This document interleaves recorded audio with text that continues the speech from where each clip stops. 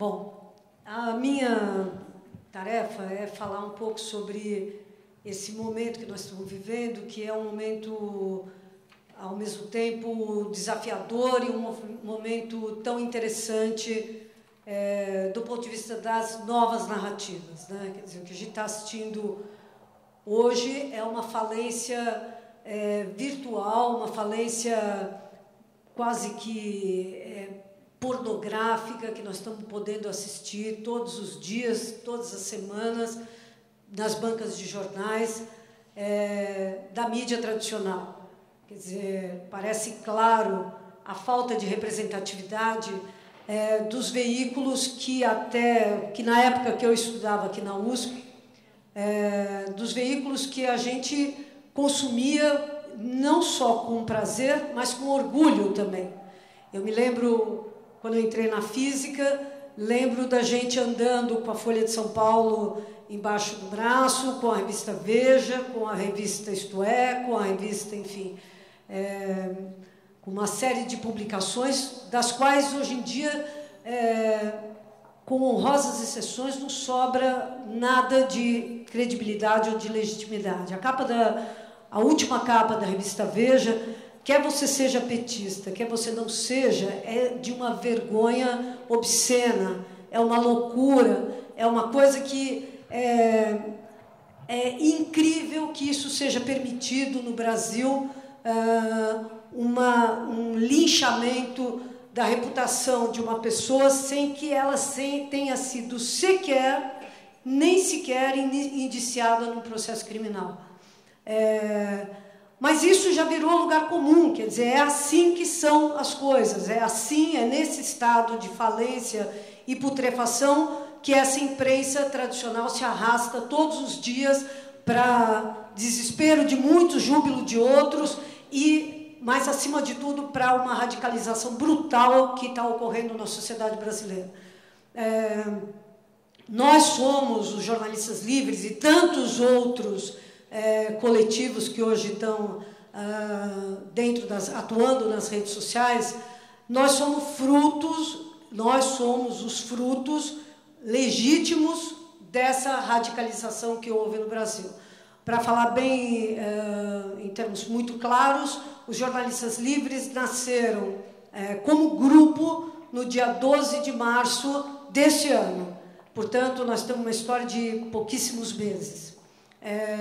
E como é que nasceram os jornalistas livres? A gente tinha podido assistir no fim de semana, exatamente anterior ao do dia 12 de março, a gente assistiu a um panelaço que houve na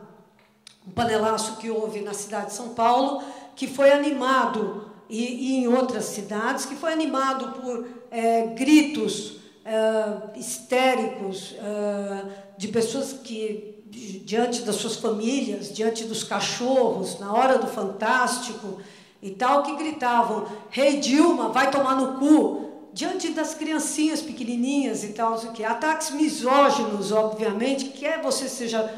A minha mãe, por exemplo, que não era nenhuma petista, mas a minha mãe, por exemplo, ficou horrorizada, entendeu? Quer dizer, é um tipo de coisa que você fala assim, pô, o que está acontecendo? No dia 15, seria realizado, no dia 15 de março, a primeira grande manifestação de uma direita que, pela primeira vez na história do Brasil, ousava ir às ruas em seu próprio nome. Nenhum pecado a direita ir para as ruas para defender seus pontos de vista de direita, nenhum pecado.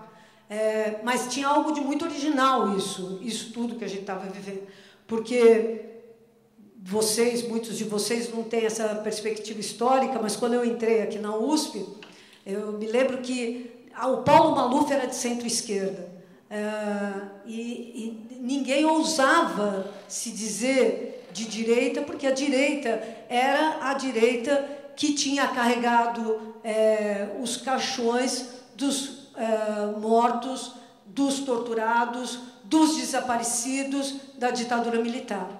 Portanto, era uma direita que tinha muitos cadáveres e um legado de crimes que ela tinha, com os quais ela tinha que se haver. Que não se ouve até hoje, né? Que a gente sabe que a punição, outro dia morreu o Brilhante Ustra, num hospital tranquilo, solto e tal, que é um dos maiores torturadores do Brasil. Mas essa direita ia sair às ruas no dia 15, pela primeira vez, com nome, sobrenome, com as suas bandeiras, com os seus programas, e nós falamos, bom, precisamos cobrir isso. Que éramos nós, né? Nós éramos as pessoas que estavam vendo que tinha que o Brasil estava indo por uma radicalização bem estranha e que, sob qualquer ponto de vista, aquela era um momento novo da história do Brasil. A gente já tinha visto a direita ir para a rua junto com a esquerda no finalzinho dos protestos de junho de 2013, quando ela tomou as ruas e em grande medida, dominou as ruas, mas não em seu próprio nome, em nome da bandeira do congelamento das tarifas de ônibus. Em seu próprio nome, a primeira vez foi no dia 15 de março. Bom, nós, jornalistas, acostumados com essa disputa já dentro das redações, nós ficamos sabendo que a Rede Globo tinha cancelado todas as folgas de todos os jornalistas para cobrir o dia 15 de março. E a expectativa daquela cobertura que a Rede Globo estava vendendo ali era a seguinte: é o grande ato contra a corrupção, a reedição dos atos das diretas já, o povo nas ruas, como na época do impeachment do Collor, uma narrativa épica de cidadania, de vamos para a rua, de vamos... Bom, nós pegamos e falamos, bom, vamos lá, então também vamos ter que nos juntar para cobrir isso. E nós juntamos vários jornalistas, a gente fez uma reunião que foi um SOS, Jornalistas em Defesa da Democracia, e nós divulgamos essa convocatória pelas redes sociais.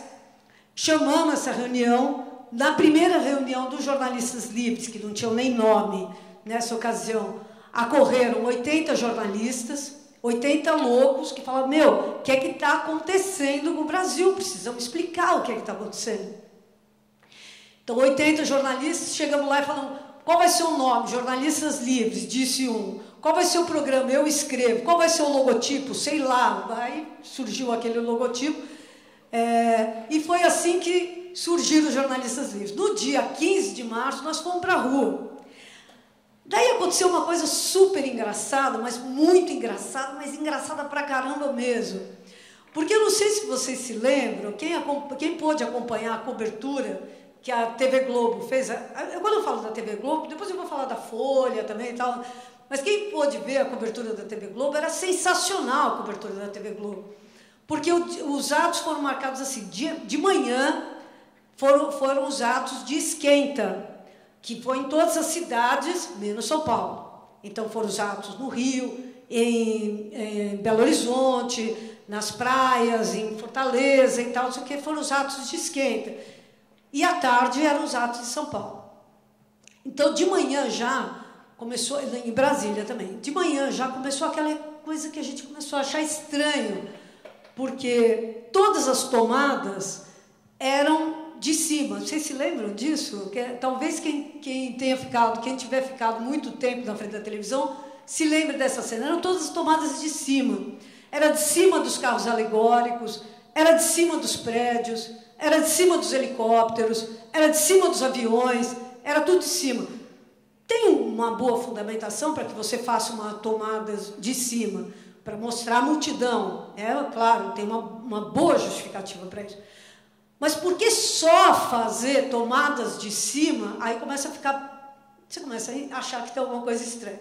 Nós nem sacamos o que é que estava acontecendo. Chegou à tarde, a 1h da tarde, os 80 jornalistas livres e mais uma turma que a gente conseguiu juntar, entre os quais palhaços, atores, comunicadores, enfim, várias gente de várias tribos de comunicadores, fomos para a Paulícia. A gente não tinha drone, a gente não tinha helicóptero, a gente não tinha avião, então só nos restou fazer aquilo que o jornalismo sempre fez, desde que se chama jornalismo, que é entrar a pé no meio de um protesto. E aí qual foi a nossa surpresa? Quando a gente pôde, então, documentar o que era aquela grande jornada pela democracia, o povo cívico, a alegria do protesto democrático e tal, não sei o que era tudo isso? Era, de novo, hey, Dilma, vai tomar no cu! E uníssono, na avenida, até aí só um problema de falta de educação e tal. Mas, de repente, eu, particularmente, estou andando na rua, assim, na Avenida Paulista, lotada de gente, e vejo um carro alegórico de todo de motivos de camuflagem militares, com os caras bombados e tal, com umas camisetas do Exército. Eram os carros, 5 carros alegóricos, um dos 5 carros alegóricos, que era da intervenção militar já. Não era intervenção militar daqui a pouquinho, é já, e exclamação. A intervenção militar já, o carro, sim, eles tinham 5 espalhados pela avenida. Também se pode falar, bom, tudo bem, quem que tem o pessoal, né, afinal de contas. Bom, mas aí tinha um cara, um sujeito, do lado do carro alegórico, que era um cara vestido de fraque, gravata borboleta, chapéu não, era um capacete da Revolução Constitucionalista de 32, que é aquela baciazinha, velhinho. Tudo isso já faria daquele cara um personagem interessantíssimo, certo? Para qualquer televisão que não tivesse cobrindo o negócio dos céus. Então, eu fui lá para ver quem era aquele cara. De repente, o cara de cima do carro alegórico anuncia: "Tá aqui o herói do povo brasileiro!" E o pessoal aplaudiu. Quem era o herói do povo brasileiro? O nome dele é Carlos Augusto Metralha, torturador do DOI-CODE, um dos maiores assistentes do delegado Sérgio Paranhos Fleury, um cara que foi lá para a Chácara São Bento, nos anos 70, e ajudou a massacrar um monte de militantes da VPR, inclusive a namorada grávida do Cabo Anselmo, que era um traidor da guerrilha. Enfim, esse era o herói do povo brasileiro, estava sendo aclamado naquela manifestação democrática pra caramba, meu, entendeu? Ou seja, tinha algo de estranho naquela narrativa que a gente pôde ir mostrando ao longo daquele dia. Bom, foi um negócio tão louco o que aconteceu, foi um negócio tão impressionante, porque, para além da nossa própria ambição, muito além da nossa própria ambição, aquela cobertura chegou a ter um alcance, naquele dia, de 3 milhões de pessoas pelo Facebook. Nós tomamos um susto, quer dizer, a gente nem existia 3 dias antes. E, de repente, quando a gente publicou uma narrativa que ninguém estava fazendo, porque não é que a Globo não estava fazendo, a Folha não estava fazendo, o SBT não estava fazendo, ninguém estava fazendo, nós viramos a única fonte de um monte de gente que então começou a compartilhar esses conteúdos e avisando: olha, tem um pessoal aí que está cobrindo, segue aí, segue aí, segue aí, segue aí, segue aí, segue aí. Então aconteceu um negócio que a gente falou: bom, acho que vamos ter que continuar com esse negócio. Então aquele negócio que era para ter durado aquele dia até domingo, de repente a gente estava sendo exigidos por uma situação na reunião seguinte.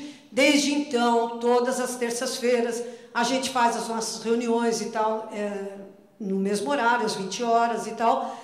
Então, pessoas que nunca tinham participado de narrativa nenhuma e tal, começaram a participar. Bom, nós fomos... entramos nas coberturas, por exemplo, não vou historiar tudo que foram coberturas que a gente fez, mas, por exemplo, a semana passada a gente estava na cobertura, em 2 grandes coberturas, que também assim como essa aí, foram negligenciados ou foram publicados de maneira completamente torta pela grande imprensa. Se eu fosse uma pessoa, um político, se eu fosse o Alckmin no estado de São Paulo, eu ia ficar bem chateada, entendeu? Com a informação que eu estou recebendo da Folha, do Estadão, do não sei o que lá, porque eu tenho certeza que o Alckmin achava que não ia acontecer nada com esse plano dele pegar e fechar um monte de escola pública. Porque já tinha acontecido, em 95 ele já tinha fechado um monte de escolas públicas, a partir de um plano do Covas, desculpa, que foi implementado por ele.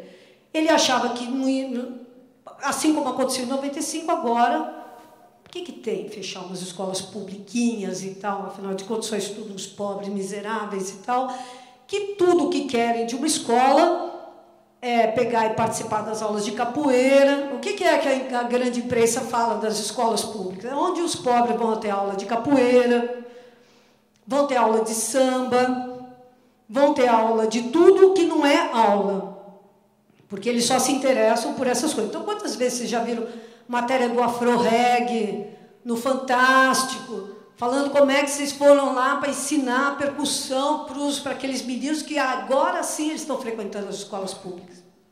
1 milhão de vezes a gente foi bombardeado com essas informações. Portanto, o que tem fechar umas escolas públicas agora?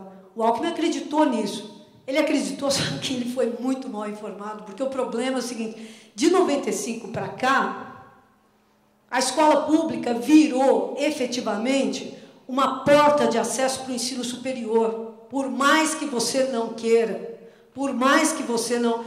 Em 95, o cara acabava o segundo grau, pegava aquele certificado de conclusão do segundo grau e ia trabalhar num centro de telemarketing, para o qual ele não precisava ter o diploma de segundo grau.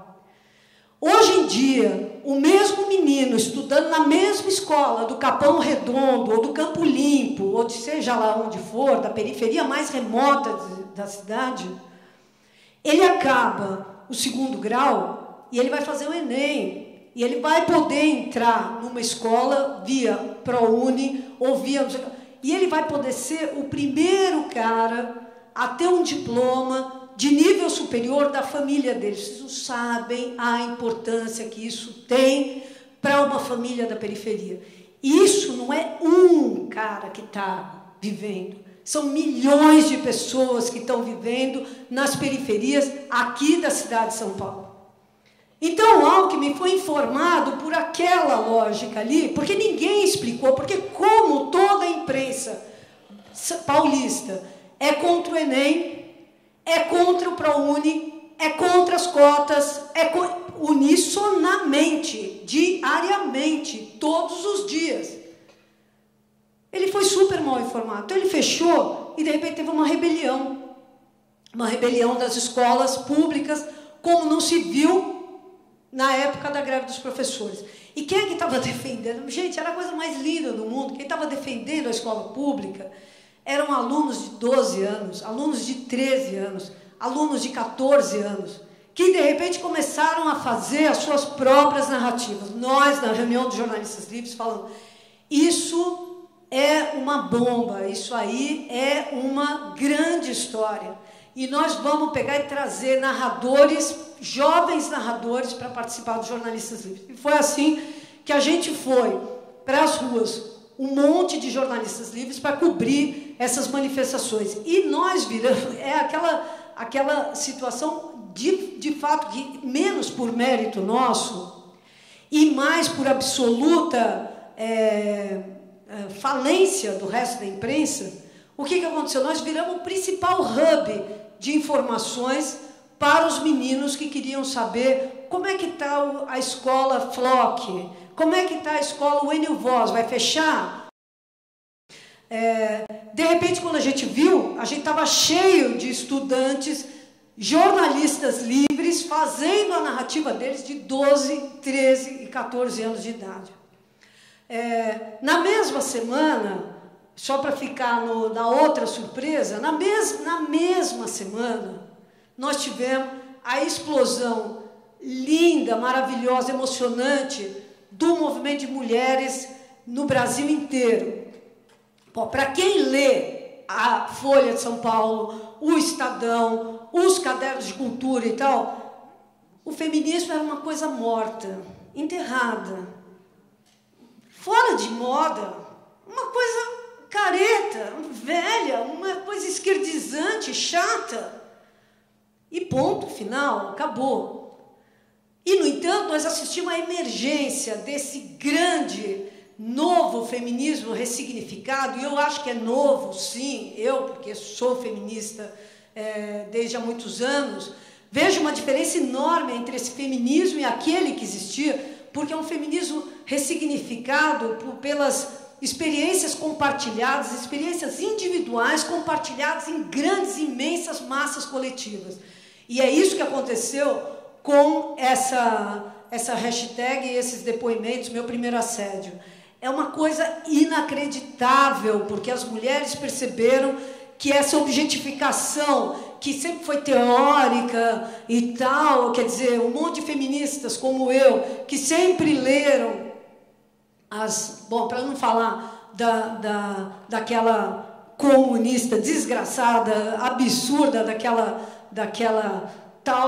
Simone de Beauvoir, né? Aquela mulher que apareceu no Enem, não se sabe de onde, né? Quer dizer, nós temos uma direita louca, né? Louca porque, além de tudo, é burra demais, né? Mas, enfim, nós tivemos quer dizer, a gente lia muito essas teorias do feminismo, mas isso que nós estamos vivendo hoje, ninguém nunca viu antes, entendeu? Essa coisa de...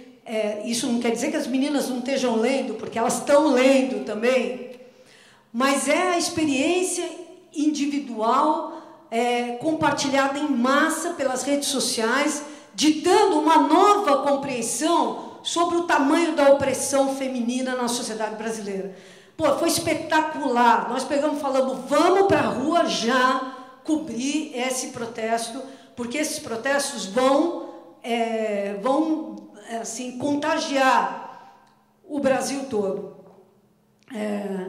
Eu não preciso dizer da emoção que foi para muitas das mulheres que participaram daquele negócio,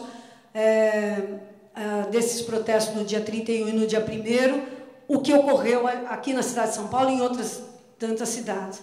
Mas nós estamos longe de ver esse movimento parar, e nós estamos cobrindo. Então, quer dizer, o que eu queria dizer para vocês é o seguinte: a esquerda, os democratas, a turma dos direitos humanos, essa nossa turma que mais ou menos faz o mundo mental em que nós vivemos num mundo mental que assim, são os caras que são mais a favor do bem comum, da bicicleta. A gente tem umas coisas ali que a direita gosta de fazer o estereótipo da esquerda, a direita faz o estereótipo da esquerda, mas que tem a ver, é o pessoal que gosta de bicicleta, que o pessoal que pega e fala assim, talvez Cuba não seja tão ruim assim, talvez talvez, não tenho certeza, mas talvez uma medicina preventiva seja muito melhor do que essa medicina agressivamente tecnologizada que nós temos, talvez o transporte coletivo seja melhor, talvez é bacana que os pobres estejam nos aeroportos, é bacana que os negros tenham cotas na universidade, é bacana que, enfim, é um mundo mental que pensa várias coisas. É ruim um monte de cadeias, é melhor ter escolas, é melhor investir em escolas, é melhor que não tenha tantos ricos, tão poucos ricos e tantos pobres, mas seria melhor se fosse tudo um pouquinho mais dividido. Enfim, esse mundo mental, ele é muito amplo, ele é muito grande no Brasil. Eu acredito, sinceramente, que ele seja, hoje, ainda, com toda a crise que nós estamos vivendo, que ele seja ainda majoritário, que essas pessoas, que são as pessoas que apostam num futuro coletivo, que acham que os índios não têm que ser exterminados, que acham que o bandido bom não é bandido morto, essas pessoas aí, que eu ainda acho que são a maioria, tem um probleminha, que elas são muito segmentadas. Então, quem gosta de bicicleta e fala com quem gosta de bicicleta. Quem gosta quem é contra a redução da maioridade penal é uma turma legal pra caramba, mas só que só fala com os caras legais pra caramba como eles, entendeu? Então, eu vou só dar um exemplo disso, que foi um insight que a gente teve um dia, que teve um debate sobre a redução da maioridade penal. Começou essa discussão, redução da maioridade penal. Vamos fazer um debate? Vamos. Aí teve um debate no Largo São Francisco, na USP. Então, chegamos lá, na mesa. Então, tinha uma mesa ali que tinha 5 pessoas para falar. E uma plateia que tinha 200 pessoas para ouvir. Pô, legal, falamos e tal, não sei o quê. No dia seguinte, teve um outro debate que foi na ação educativa. Já tinha um probleminha aí. Porque as 5 pessoas eram as mesmas e as 200 eram quase as mesmas. No outro dia, teve um debate da quadra dos sindicatos bancários. Eram as mesmas 5 entidades e as mesmas 200 pessoas. Ou seja, quando a gente viu, a gente estava falando só com a gente mesmo. Então, é por isso que essas causas dos direitos humanos são... Você fala assim, pô, como é que as pessoas não entendem isso? Não entendem porque a gente só fala para a gente mesmo. As pessoas que defendem os direitos humanos são ótimas, são bacanas, são legais e são aguerridas, só que só falam para si mesmo. Que é a tara do Facebook, a tara do algoritmo do Facebook é exatamente esse, é fazer você falar com aquilo que é você mesmo. Esse é o algoritmo que o Facebook montou. Você fala consigo, você fala com a sua tribo, você fala com a sua turma. Então, será que essa é uma plataforma boa para você usar para refletir as coisas, os movimentos sociais? Sim, eu digo, é uma plataforma ótima. Hoje, especificamente, a nossa página no Facebook, a página dos jornalistas livres, foi censurada pelo Facebook. Porque o Mark Zuckerberg, é por causa dessa matéria mesmo, porque o Mark Zuckerberg ele topa crimes hediondos, ele topa manifestações de pedofilia, como se viu no caso da menina do MasterChef, que foi assediada, vocês viram isso, né? Que foi porque se originou essa hashtag Meu Primeiro Assédio, foi por causa da história dos caras assediando a menina de 12 anos do programa MasterChef Júnior.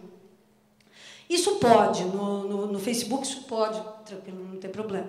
Mas se você puser um peito no Facebook, mesmo que seja um peito de uma índia que o Levi-Strauss fotografou em 1930, não pode, aí você vai ser censurado. E foi isso que aconteceu, esse era um protesto aí, que eles fizeram, e no próprio protesto das meninas, na sexta-feira, do protesto contra o Eduardo Cunha, tinha várias meninas que foram lá tocando surdos e tocando caixa de guerra, foram sem a parte de cima, assim, com o peito nu. Isso não pode. Então, a gente foi censurado, claro. Ainda assim, nós escrevemos um protesto contra isso e tal, não sei o que, não. Ainda assim, eu digo que o Facebook é muito bom, assim como as redes sociais são muito boas. Por quê? Porque o que nós estamos fazendo hoje em dia é o seguinte: nós estamos fazendo o cruzamento de várias redes. Então, nós estamos pegando, quando a gente põe as mulheres, esse monte de matéria sobre as mulheres, com um monte de matéria sobre negros, com um monte de matéria sobre encarceramento, sobre bicicleta, sobre não sei o que lá, a gente quebrou a lógica do algoritmo do Facebook.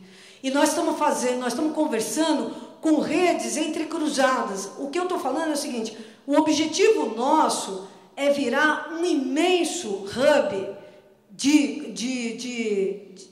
desse mundo mental dos direitos humanos, dos direitos sociais e da democracia, que faça com que o cara que entre lá, e é isso que está acontecendo hoje em dia, o cara que entra e curte a nossa página, ou o cara que entra, ele é um menininho de 12 anos, que está chateado porque a escola dele vai fechar e ele vai perder os amiguinhos da escola dele.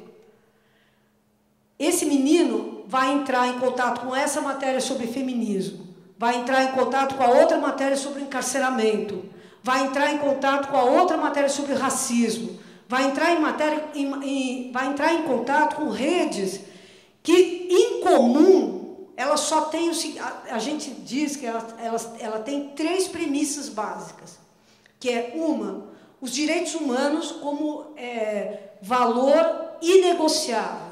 Então, portanto, não tem, para os jornalistas livres, não tem essa discussão, bom, mas a bancada da bala, a bancada do boi, a bancada da Bíblia, é super importante para sustentar o governo do PT. E, portanto, não tem o que a gente possa fazer senão tolerar o massacre dos Guaranis Kaiowás. Para nós, não é assim. Para nós, direitos humanos são uma coisa inegociável. Então, direitos humanos inegociáveis.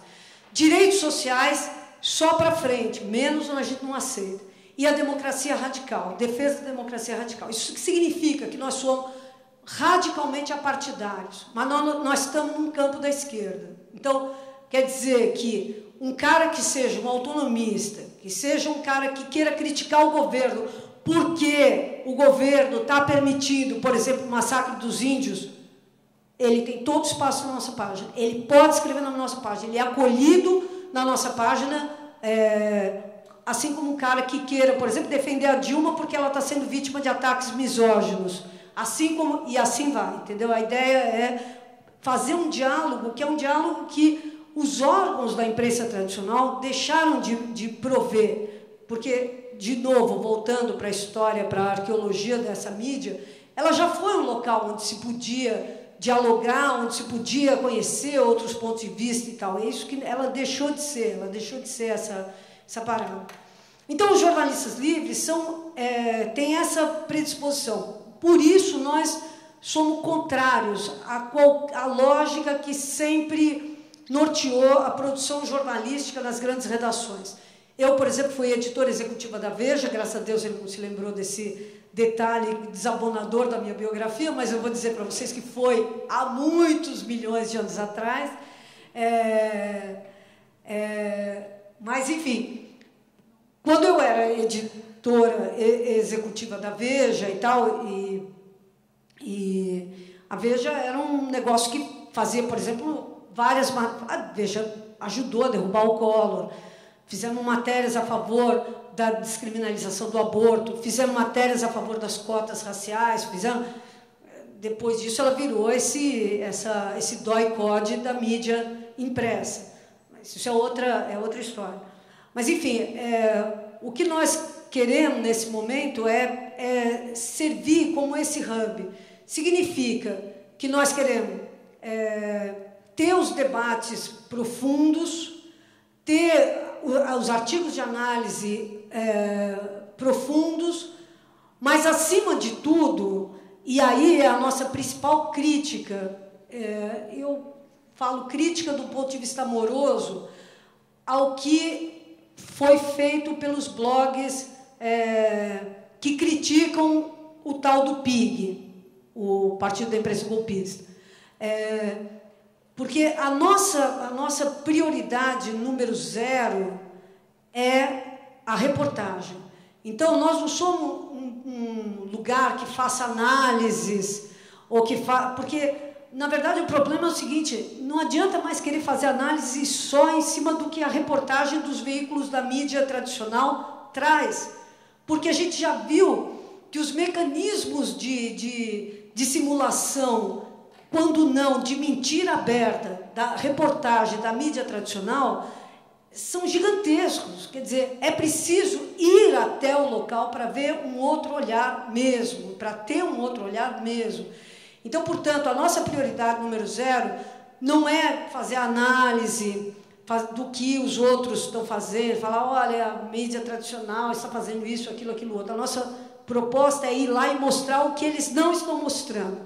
Então, a ideia é trabalhosa, porque reportagem custa caro, porque reportagem exige deslocamentos, exige viagens, exige um monte de coisa. Mas nós estamos, como é que a gente está fazendo? A gente já tem, por exemplo, um núcleo dos jornalistas livres em Belo Horizonte. Eu não posso falar, nem ousar, nem imaginar falar em sucursal, porque já fiz isso, já fui severamente repreendida pelos meus colegas lá de Belo Horizonte, que disseram, não somos sucursal, bosta nenhuma, nós somos outro núcleo, é outra sede, é outra, porque os jornalistas livres são horizontais assim mesmo, quer dizer, não tem aqui São Paulo São Paulo manda em nada, mandamos em nós mesmos, né? São eles ali que lidam e que dirigem a própria cobertura deles. A mesma coisa acontece, está acontecendo nesse momento em Curitiba. Curitiba, a gente teve a oportunidade de fazer uma matéria, uma cobertura sensacional da greve dos professores de Belo Horizonte, que eu não sei se vocês se lembram, foi massacrada, esmagada pelo Beto Richa, e a gente cobriu todo aquele esmagamento da greve dos professores de lá. Quando a imprensa de lá não cobria, a imprensa daqui não cobria, ninguém cobria nada de greve dos professores. Os professores aqui de São Paulo, vocês se lembram, fizeram uma greve que durou mais de 90 dias e só mereceu manchete da Folha um dia, no fim, no último dia. Então, é tão bandeiroso isso, né? Porque se a greve não tinha a menor importância, tanto que não mereceu ser manchete nunca, por que mereceu quando acabou? É porque era importante. Então, isso é uma confissão de culpa, né? Mas e assim foi. Então, a ideia é a gente, nesse momento, a gente está formando núcleos dos jornalistas livres em várias ocupações. Então, estamos formando núcleos dos jornalistas livres nas ocupações do MSTC, do Movimento Sem Teto do Centro. Estamos formando núcleos dos jornalistas livres na comunidade trans de São Paulo, que é uma das comunidades mais vitimadas pela transfobia. Então, a ideia é que eles contem a sua história, eles dominem as ferramentas do jornalismo, tanto no que concerne ao texto, quanto no que concerne à foto, quanto no que concerne a vídeo, quanto no que concerne ao design, para que eles mesmos contem a sua história. Com isso, e só para fechar, eu queria dizer para vocês que é o seguinte: por tudo que eu já disse, obviamente, nós não acreditamos no jornalismo isento, nós não acreditamos, não queremos praticar, não é a nossa praia, porque não existe, simplesmente porque não existe. A mentira que durante séculos, eu trabalhei na Folha 2 vezes, uma na minha primeira encarnação e a outra agora recentemente. Na primeira encarnação, me lembro que a gente praticamente era obrigado a repetir todos os dias o manual de redação da Folha, que dizia que o jornalismo da Folha é pluralista, partidário e independente. O jornalismo da Folha é pluralista, partidário e independente. Se tem alguém que acredite nisso, que acredita nisso ainda, eu não sei, mas eu acho que nós não temos mais o direito de acreditar nisso. Nem aquele jornalismo é pluralista, nem é partidário, nem é independente. Portanto, nós estamos fazendo o seguinte: nós estamos fazendo jornalismo a partir de um olhar, que é o olhar dos oprimidos, que é o olhar das pessoas desterritorializadas, que é o olhar das pessoas que estão praticamente, que se definem por estar em movimento. Então, essa narrativa contada com a honestidade que é preciso ter, ou seja, nós somos essas pessoas que querem contar a sua história, juntar com outras tantas pessoas que querem contar suas histórias, juntar inclusive com os donos dos jornais que querem contar a sua história e tem todo o direito de contar. Portanto, eu não sou daquelas pessoas que acham que a Folha tem que acabar. Eu espero que ela diminua gravemente, mas eu espero que, porque mais pessoas percebam a falácia do apartidarismo, do pluralismo e tal. Então, eu quero que ela tenha o tamanho que ela tem na opinião pública, eu não quero que ela deixe de existir. E assim, com esses montes de olhares e de pontos de vista, nós vamos formar um painel muito mais legal e muito mais fiel da realidade brasileira. Então, é isso que são os jornalistas livres. Quem quiser participar, todas as terças-feiras, às 8 horas da noite, e está sempre na nossa página no endereço. Obrigada, gente.